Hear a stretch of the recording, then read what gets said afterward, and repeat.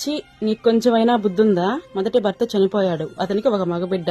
ఇప్పుడు ఈ చెడు తిరుగుళ్ళేంటి? మళ్లీ వేరే అతను నీ జీవితంలోకి వచ్చి పెళ్లి చేసుకుని ఇంకొక మగబిడ్డకి జన్మనిచ్చావు.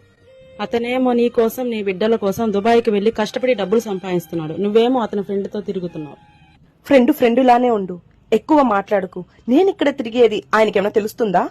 ఇద్దో ఈ చాటింగ్సే వద్దంటున్నా. మొదటి జీవితం సరిపోయింది, రెండో జీవితానైనా కాపాడుకో. నీ మంచి కోరుకునే స్నేహితురాల్లాగా చెప్తున్నా. నీ కోరికలు తీర్చడానికి, కలిసి తిరగడానికి ఎంతమంది మగాళ్ళైనా దొరకొచ్చు. కానీ నీ కోసం, నీ పిల్లల కోసం ఎంతటి కష్టాన్నైనా భరించే ఒకే ఒక్క మగాడు ఆ పిల్లల తండ్రి మాత్రమే. మొదటి భర్త బిడ్డను కూడా స్వీకరించి ఈ రెండో భర్త నీ జీవితంలోకి రావడం దేవుడిచ్చిన గొప్ప వరం. ఆ వరాన్ని దూరం చేసుకోకు, జీవితాన్ని నరకం చేసుకోకు. నీ పెదవుల మీద చిరునవ్వు నీ పిల్లల భవిష్యత్తును కూడా ఎప్పటికీ నాశనం కానివ్వకు. ఆలోచించు.